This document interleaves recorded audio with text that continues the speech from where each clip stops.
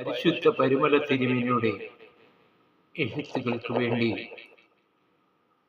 Doctor പൗലോസ് മാർ ഗ്രിഗോറിയോസ് എഴുതിയിട്ടുള്ള ആമുഖം. ഒരാളെ പരിശുദ്ധനായി കാനോനീകരിക്കുന്ന ഔപചാരികമായ നടപടിക്രമം ഓർത്തഡോക്സ് സഭയിൽ ഇല്ല. റോമൻ കത്തോലിക്ക സഭയിൽ ഒരാളെ പരിശുദ്ധനായി പ്രഖ്യാപിക്കുന്നതിന് തികച്ചും അസ്വാഭാവികമോ വ്യാമിശ്രമോ ആയ ഒരു നടപടിക്രമം വളർത്തിയെടുത്തിട്ടുണ്ട്. പൗരസ്ത്യ സഭയിൽ റഷ്യൻ ഓർത്തഡോക്സ് സഭയും ഇന്ത്യൻ ഓർത്തഡോക്സ് സഭയും മാത്രമേ ഒരാളെ പരിശുദ്ധനായി പ്രഖ്യാപിക്കാനുള്ള ഔപചാരിക നടപടിക്ക് ഒരുമ്പെട്ടിട്ടുള്ളൂ. റഷ്യൻ ഓർത്തഡോക്സ് സഭ 10-ാം ശതകത്തിലാണ് നിലവിൽ വന്നത്. ക്രിസ്തു വർഷം 1339 തിയോഗ്നോറ്റസ് മെത്രാപോലീത്ത, അന്ന് അവർക്ക് പാത്രിയർക്കീസ് ഇല്ലായിരുന്നു. കീവിലെ മെത്രാപോലീത്തയായിരുന്നു റഷ്യൻ സഭയുടെ അപ്പോഴത്തെ തലവൻ. തന്റെ മുൻഗാമിയായിരുന്ന പീറ്റർ മെത്രാപോലീത്തയെ പരിശുദ്ധനായി പ്രഖ്യാപിച്ചു. ഇത് പീറ്റർ മെത്രാപോലീത്ത കാലം ചെയ്ത് 13 വർഷം കഴിഞ്ഞായിരുന്നു. ഈ പ്രഖ്യാപനം മിക്കവാറും റോമൻ സഭയുടെ സമ്പ്രദായത്തെ അനുകരിച്ചുള്ളതായിരുന്നു. പിന്നീട് ക്രിസ്തു വർഷം 1448 ജോനാസ് മെത്രാപോലീത്ത തന്റെ മുൻഗാമികളിൽ ഒരാളായിരുന്ന ആഗ്നീസിനെ അദ്ദേഹത്തിന്റെ മരണശേഷം 70 വർഷം കഴിഞ്ഞ് പരിശുദ്ധനായി പ്രഖ്യാപിച്ചു. അക്കാലത്താകട്ടെ റാഡറേസിലെ പരിശുദ്ധ സെർജിയസും ബൈലോറസിയയിലെ പരിശുദ്ധ കൂർലോസും ഔപചാരിക നടപടിക്രമങ്ങൾ ഒന്നും കൂടാതെ തന്നെ പരിശുദ്ധന്മാരായി റഷ്യയിൽ പൊതുവെ അംഗീകരിക്കപ്പെട്ടു കഴിഞ്ഞിരുന്നു. ഏതാണ്ട് 1547 ആണ്ട് ആയപ്പോഴേക്കും റഷ്യൻ സഭയിൽ 15ഓളം വിശുദ്ധന്മാരെ വണങ്ങുന്ന പ്രഖ്യാപനം നടപ്പിൽ വന്നിരുന്നതായ രേഖകളുണ്ട്. 1547 1549 നടന്ന റഷ്യൻ സഭയുടെ 2 പ്രധാന സുന്നതദോസുകളിൽ ഏതാണ്ട് 30ഓളം പരിശുദ്ധന്മാരെ പുതുതായി കാനോനീകരിച്ചു. ഇവരിൽ 28 പേർ അതാത് പ്രദേശങ്ങളിൽ പരിശുദ്ധന്മാരായി നേരത്തെ തന്നെ അംഗീകരിക്കപ്പെട്ടവരായിരുന്നു. ആ 2 സുന്നതദോസുകളിൽ തന്നെ വേറെ 9 പരിശുദ്ധന്മാരെ പ്രാദേശികമായും അംഗീകരിച്ചു. ഈ 3 കൊല്ലം കൊണ്ട് ഇത്രയധികം പേരെ പരിശുദ്ധന്മാരായി പ്രഖ്യാപിക്കാൻ ചില രാഷ്ട്രീയ കാരണങ്ങൾ ഉണ്ടായിരുന്നു. 1453 കുസ്തന്തീനോപ്പോലിസിന്റെ പതനത്തിന്റെ ശതാബ്ദി അടുത്തു വന്നിരുന്ന ആ കാലഘട്ടത്തിൽ റഷ്യൻ സഭ പൗരസ്ത്യ സഭയുടെ കേന്ദ്രമായി 3ാമത്തെ റോമ എന്ന പേരിൽ രൂപം കൊള്ളുകയായിരുന്നതിനാൽ 30ഓ 40ഓ പുതിയ പരിശുദ്ധന്മാരെ കൂടി നാമസഞ്ചികയിൽ ചേർക്കുന്നത് സഭയുടെ പദവി ഉയർത്തിക്കാട്ടുന്നതിന് സഹായിച്ചു. AD 1547 1721 കാലഘട്ടത്തിൽ ഏതാണ്ട് 150 പരിശുദ്ധന്മാരെ കൂടി നാമകരണം ചെയ്തു.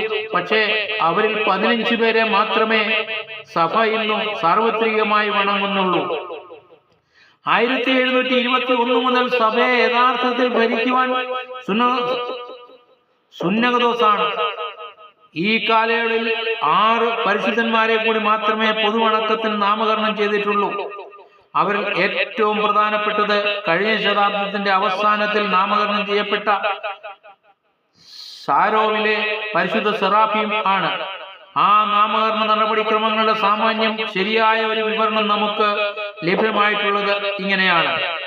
കാലം ചെയ്ത ആർച്ച് ബിഷപ്പ് സെറാഫിന്റെ ഖബർ സ്ഥിതി ചെയ്യുന്ന ഭദ്രാസനത്തിലെ ആർച്ച് ബിഷപ്പ് ഖബറിങ്കിൽ നടക്കുന്ന അത്ഭുതങ്ങളെ പറ്റിയുള്ള ഒരു റിപ്പോർട്ട് പരിശുദ്ധ സുന്നതദോസിൽ അയച്ചു.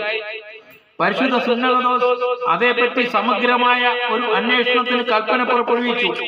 ഒരു ബിഷപ്പ് 1892 1894 വരെ ഇതേപ്പറ്റി പ്രാഥമിക അന്വേഷണം നടത്തി. കൂടുതൽ അന്വേഷണം നടത്തുന്നതിന് അവിടുത്തെ സന്യാസാശ്രമത്തിന് ശ്രേഷ്ഠനെ ചുമതലപ്പെടുത്തുകയും ചെയ്തു. അദ്ദേഹം 1897 അതേപ്പറ്റി റിപ്പോർട്ട് സമർപ്പിച്ചു. അവസാനമായി 1902 ജൂലൈ 19 അന്വേഷണം പൂർത്തിയാക്കിയിരിക്കുന്നതായി സാർ ചക്രവർത്തി പ്രഖ്യാപനം പുറപ്പെടുവിച്ചു. തെളിവുകൾ പരിശോധിക്കുവാൻ സുന്നഹദോസ് സുദീർഘമായ സമയമെടുത്തു. പിന്നെ പരിശുദ്ധന്റെ ഭൗതിക അവശിഷ്ടങ്ങൾ പരിശോധിക്കുവാൻ സഭയുടെ അധ്യക്ഷനും 2 ബിഷപ്പുമാരും ഒരു യുവരാജാവും മറ്റു ചിലരും അംഗങ്ങളായുള്ള കമ്മീഷൻ നിയമിക്കപ്പെട്ടു. ഈ കമ്മീഷൻ അതിന്റെ റിപ്പോർട്ട് സുന്നഹദോസിന് സമർപ്പിച്ചു. സുന്നഹദോസ് ഇദ്ദേഹത്തെ പരിശുദ്ധനായി പ്രഖ്യാപിക്കാനും പരിശുദ്ധന്റെ നാമത്തിൽ പെരുന്നാൾ ആഘോഷം ഉത്തരവിടുന്നതിനും ഗവൺമെന്റിന് അപേക്ഷിച്ചു. 1903 ജനുവരി 26 സാർ ചക്രവർത്തി ഔദ്യോഗികമായി ഉത്തരവ് പുറപ്പെടുവിച്ചു. അനന്തരം വിശുദ്ധന്റെ അസ്ഥികൾ പൊതുവണക്കത്തിനു വേണ്ടി പ്രത്യേകം നിർമ്മിക്കപ്പെട്ട ഒരു കല്ലറയിലേക്ക് മാറ്റി സ്ഥാപിച്ചു. കാനോനീകരണ കാര്യത്തിൽ റോമാസഭയുടെ നടപടിക്രമങ്ങൾ കുറെ കൂടി വിപുലമാണ്. അത് 2 ഘട്ടങ്ങളിലായിട്ടാണ്. ഒന്ന് ശ്രേഷ്ഠീകരണം, മറ്റൊന്ന് കാനോനീകരണം. വാങ്ങിപ്പോയ ഒരാളിനെ ശ്രേഷ്ഠൻ അഥവാ അനുഗ്രഹീതൻ എന്ന പദവി നൽകുകയാണ് ആദ്യത്തെ പടി. അതും കഴിഞ്ഞ് വീണ്ടും പുതിയ അത്ഭുതങ്ങൾ അദ്ദേഹത്തിന്റെ കബറിങ്കൽ സംഭവിച്ചാൽ മാത്രമേ വിശുദ്ധൻ എന്ന പദവിയിലേക്ക് അദ്ദേഹം ഉയർത്തപ്പെടുന്നുള്ളൂ. അതിനുള്ള തെളിവന്വേഷണം സാധാരണ 1 വർഷത്തിലേക്ക് നീണ്ടുപോകുന്നു. കൂടാതെ അദ്ദേഹം ഒരു വിശുദ്ധനല്ല എന്ന് വാദിക്കുന്നതിന് സാത്താന്റെ അഭിഭാഷകൻ, ഡെവിൾസ് അഡ്വക്കേറ്റ് എന്നൊരു സാങ്കല്പിക വ്യക്തിയെയും നിയമിക്കുന്നു. ഇങ്ങനെ പല സാക്ഷികളുടെയും തെളിവുകളുടെയും പരിശോധിച്ച ശേഷം മാത്രമേ ഒരാൾ വിശുദ്ധനായി പ്രഖ്യാപിക്കപ്പെടുന്നുള്ളൂ. നമ്മുടെ പരിമല പുണ്യാളന്റെ വിശുദ്ധ നാമകരണത്തിൽ ഇങ്ങനെ വിപുലമായ നടപടിക്രമങ്ങൾ ഒന്നും വേണ്ടി വന്നില്ല. പരിമല തിരുമേനിയുടെ ശിഷ്യനും പൗരസ്ത്യ ഓർത്തഡോക്സ് സഭയുടെ കാതോലിക്കയുമായി ആയിരുന്ന പരിശുദ്ധ ബസേലിയോസ് ഗീവർഗീസ് ദ്വിതീയൻ കാതോലിക്ക ബാബ തിരുമനസ്സുകൊണ്ട് 1947 ധനു 3-ാം തീയതി പുറപ്പെടുവിച്ച ഒരു കൽപ്പനയിലൂടെ പരിമല തിരുമേനി പരിശുദ്ധനായി പ്രഖ്യാപിക്കപ്പെട്ടു. 1947 തുലാമാസം 16-ാം തീയതി പരിമല സെമിനാരിയിൽ ചേർന്ന എപ്പിസ്കോപ്പൽ സുന്നഹദോസ് നിശ്ചയമനുസരിച്ചാണ് പരിശുദ്ധ കാതോലിക്ക ബാബ ഈ കൽപ്പന പുറപ്പെടുവിച്ചത്. ഇങ്ങനെ തന്നെയാണ് റഷ്യൻ സഭയിലും വ്യവസ്ഥാപിതമായ സുന്നഹദോസ് കൂടി തീരുമാനമെടുക്കുന്ന രീതി തുടങ്ങും മുമ്പേ ചെയ്തുകൊണ്ടിരുന്നത്. സഭാധിപനായ മെത്രാപ്പോലീത്ത തന്റെ മുൻഗാമിയെ പരിശുദ്ധനായി നാമകരണം ചെയ്തുകൊണ്ടിരുന്നു. ആദിമസഭയിൽ ഇതിനുള്ള നടപടിക്രമങ്ങൾ ഇല്ലായിരുന്നു. മാമോദീസായേറ്റുള്ള ഒരാളെ ശുദ്ധനായും മറ്റുള്ളവരെ അല്ലാതെയും കരുതപ്പെടുന്നതിനുള്ള ഒരു മാനദണ്ഡം യഥാർത്ഥത്തിൽ അക്കാലത്ത് സഭയിൽ ഉണ്ടായിരുന്നില്ല. സ്നാനമേറ്റ എല്ലാവരും വിശുദ്ധന്മാർ ആയിരുന്നു. എന്നാൽ അക്കാലത്ത് സഭ പരിശുദ്ധ കന്യാമറിയാമിനെ അപ്പോസ്തലന്മാരെയും കൂടാതെ 4 തരം പരിശുദ്ധന്മാരെ കൂടി വണങ്ങിയിരുന്നു. ഒന്ന്, വിശ്വാസത്തിനു വേണ്ടി സഹതാമരണം പ്രാപിച്ചവർ, വിശുദ്ധ സ്തെഫാനോസ്, ഇഗ്നാത്യോസ് തുടങ്ങിയവർ. 2, വിശ്വാസത്തിനു വേണ്ടി മരണമൊഴികെയുള്ള പീഡ അനുഭവിച്ചവർ, മൗദ്യാനന്മാർ. 3, സത്യവിശ്വാസം പഠിപ്പിച്ച വിശ്വാസ വീരന്മാർ, മാർ അത്താനാസ്യോസ്, വിശുദ്ധ കുറിലോസ്. 4, വിശുദ്ധ ജീവിതം നയിച്ച് സ്വാഭാവിക മരണം പ്രാപിച്ച ദേറാക്കാർ, അത്താനാസ്യോസ്, പക്കോമിയസ് തുടങ്ങിയവർ. ചില പരിശുദ്ധന്മാർ ഇതിൽ ഒന്നിലധികം വിഭാഗത്തിൽപ്പെടുന്നവരുണ്ട്. ഉദാഹരണം പരിശുദ്ധ ബസേലിയോസ്, അതുപോലെ നമ്മുടെ പരിമല പുണ്യാളനും മേൽപ്പറഞ്ഞ 3, 4 വിഭാഗങ്ങളിൽപ്പെടുന്നു. പാശ്ചാത്യ മിശ്രണം മൂലം നമ്മുടെ ആളുകളിൽ ചിലരിൽ നിന്നുത്ഭവിച്ച പാശ്ചാത്യ യുക്തിവാദത്തിന്റെയും വിശ്വാസ വിപരീതത്തിന്റെയും കെടുതിയിൽപ്പെടാതെ ഓർത്തഡോക്സ് സത്യവിശ്വാസ സഭയെ സംരക്ഷിച്ച വിശ്വാസ വീരനായിരുന്നു പരിമല തിരുമേനി. അദ്ദേഹത്തിന്റെ അനന്തര സാധാരണമായ ജീവിത വിശുദ്ധിയും സത്യേക സഭാവിശ്വാസത്തെ പറ്റി അദ്ദേഹത്തിനുള്ള നിസ്തുല ദർശനവും സമഞ്ജസമായി സമ്മേളിച്ചിരുന്നെങ്കിൽ നമ്മുടെ ആളുകൾ അധികം പേരും പ്രൊട്ടസ്റ്റന്റ് യുക്തിവാദത്തിന്റെ വളയത്തിൽപ്പെട്ട് ഒഴുകിപ്പോകുമായിരുന്നു. റോമാസഭയുടെ പാരമ്പര്യത്തിൽ ഒരു പരിശുദ്ധനായി പ്രഖ്യാപിക്കപ്പെടുന്ന ആളിന് 7 പദവികളുണ്ട്.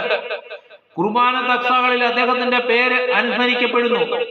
2, സഭയുടെ പൊതു പ്രാർത്ഥനകളിൽ പരിശുദ്ധന്റെ മധ്യസ്ഥതയ്ക്ക് യാചിക്കുന്നു. 3, പള്ളികളും ത്രോണോസുകളും ആ നാമത്തിൽ പ്രതിഷ്ഠിക്കപ്പെടുന്നു. 4, ബലിപീഠത്തിന് മുകളിൽ അവരുടെ ചിത്രം വയ്ക്കുന്നു. 5, ഭൗതികാവശിഷ്പുകൾ പ്രത്യേക പാത്രത്തിൽ അടയ്ക്കപ്പെട്ട് പൊതുജന വണക്കത്തിന് വയ്ക്കുന്നു.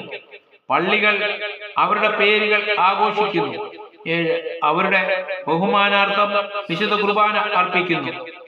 അടിസ്ഥാനപരമായി ഇവയെല്ലാം നമുക്കുണ്ട്. മാർത്തോമാ ശ്ലീഹ ഭാരതത്തിൽ വെളിയിൽ നിന്ന് വന്ന് ഇവിടെ സാക്ഷിയായി മരിച്ചു. അദ്ദേഹം നമ്മുടെ കാവൽ പിതാവും സഭാസ്ഥാപകനും അപ്പോസ്തോല മഹാചാര്യനുമാണ്. മലങ്കരയുടെ അപ്പോസ്തോലിക സിംഹാസനം അദ്ദേഹത്തിന്റെ നാമത്തിലാണ് അറിയപ്പെടുന്നത്. ഭാഗ്യവതിയായ വിശുദ്ധ മാതാവിനെയും വിശുദ്ധ മത്യാസും പൗലോസും ഉൾപ്പെടെയുള്ള 13 അപ്പോസ്തലന്മാരെയും കൂടാതെ മറ്റു പല വിശുദ്ധന്മാരെയും നാം ബഹുമാനിക്കുന്നു. ഇവരിൽ ചിലർ ഏലിയ, യോഹന്നാൻ മമ്ദാന തുടങ്ങിയവർ പഴയ നിയമ പിതാക്കന്മാരും മറ്റു ചിലർ ഈജിപ്തുകാരും ഗ്രീക്കുകാരും റോമാക്കാരും പലസ്തീൻകാരും സിറിയയിലുള്ളവരും മറ്റുമാണ്. ഉദാഹരണമായി വിശുദ്ധ സേഫാനോസ് പലസ്തീൻകാരനും, അഥാനാസിയോസും കൂറിലോസും ഈജിപ്തുകാരും, ബസേലിയോസും ഗ്രീഗോറിയോസും ചിറ്റാസ്യക്കാരും, ക്ലിമ്മീസും യൂലിയോസും റോമാക്കാരും, ഇഗ്നാത്തിയോസും ഒസ്താത്തിയോസും അന്ത്യോക്യക്കാരും ആയിരുന്നു. ഭാരത സഭയിലും പല വിശുദ്ധന്മാരും ഉണ്ടായിരുന്നിരിക്കാം. പക്ഷെ ചരിത്രത്തിൽ കൂടി അവരുടെ പേരുകളും ഓർമ്മകളും നമുക്ക് ലഭ്യമായില്ല എന്ന് മാത്രം. എന്നാൽ ഇതാ പ്രതിഭാശാലിയായ ഒരു പരിശുദ്ധൻ, വാസ്തവമായും വിശുദ്ധി അണിഞ്ഞ ഒരു ദൈവമനുഷ്യൻ, ഒരു യഥാർത്ഥ ആത്മീയ വൈദ്യൻ, ഒരു പരിശുദ്ധനായി എന്നും ലോകമെങ്ങും വണങ്ങപ്പെടേണ്ട മഹാജ്ഞാനി പരിമല തിരുമേനി. ഈ വിശുദ്ധന്റെ പ്രത്യേകതകൾ 3 പ്രഥമവും പ്രധാനവുമായത് അദ്ദേഹം ഒരു പ്രാർത്ഥനാ മനുഷ്യനായിരുന്നു. പാതിരായിക്കും പ്രഭാതത്തിനും മുമ്പും എല്ലാ യാമങ്ങളിലും യാമമധ്യത്തിൽ പോലും തന്റെ ഹൃദയം ദൈവത്തോട് ചേർന്നിരുന്നു. ഈ സുസ്ഥിരമായ ഭക്തിയാണ് അദ്ദേഹത്തിന്റെ മുഖത്ത് തിളങ്ങേണ്ടിയത്, അദ്ദേഹത്തെ ഒരു യഥാർത്ഥ വിശുദ്ധനായി തെളിയിച്ചത്.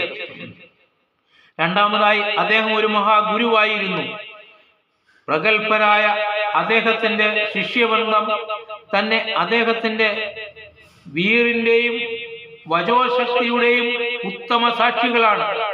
മഹാനായ വട്ടശ്ശേരിൽ തിരുമേനി, പരിശുദ്ധ ബസേലിയോസ് ഗീവർഗീസ് ദ്വിതീയൻ കാതോലിക്ക ബാവ, കോനാട്ട് മാത്തൻ മൽപ്പാൻ, മട്ടയ്ക്കൽ അലക്സാന്ദ്രിയോസ് മൽപ്പാൻ എന്നിവർ അദ്ദേഹത്തിന്റെ ശിഷ്യപ്രധാനന്മാരായിരുന്നു. മൂന്നാമതായി അദ്ദേഹം ഒരു നല്ല അജപാലകനായിരുന്നു. ഇന്ന് തുമ്പമൺ, നിരണം, കൊല്ലം എന്നിങ്ങനെ 3 അറിയപ്പെടുന്ന ഭദ്രാസനങ്ങളുടെ ഏകോപിച്ചുള്ള ഇടയനായി പ്രവർത്തിച്ച് പള്ളികളും സ്കൂളുകളും കെട്ടിപ്പടുത്ത് രോഗികളെയും അനാഥരെയും ശുശ്രൂഷിച്ച് സുവിശേഷം പ്രസംഗിച്ചും അനേകരെ ആലയിലേക്ക് ആനയിച്ചും സഞ്ചരിച്ച് പള്ളിക്കലഹങ്ങൾ ശമിപ്പിച്ച് പ്രാർത്ഥനയാൽ വസന്തകളെ ശാസിച്ച് അടക്കി തുടർച്ചയായി തന്റെ ജീവരക്തം സ്വന്തം ആളുകൾക്ക് വേണ്ടി ഒഴുക്കി തീർത്ത നല്ല ഇടയൻ. ഭാരതം ഇന്ന് കൃതകൃത്യമാണ്. ഇതുപോലെ സ്വജീവിതം മുഴുവൻ ദൈവത്തിന്റെ വിശുദ്ധിയും സ്നേഹവും സാക്ഷാത്കരിക്കുവാൻ പിറന്ന കുറ്റമറ്റ ഒരു പൈതലിനെ പ്രസവിച്ച ഭാരതാംബ ഇന്ന് ധന്യയാണ്. അടുത്ത് ഇനിയും അദ്ദേഹത്തിന്റെ കൽപ്പനകളും എഴുത്തുകളും ഓരോന്നായി പ്രസിദ്ധീകരിക്കുന്നതാണ്. Thank you.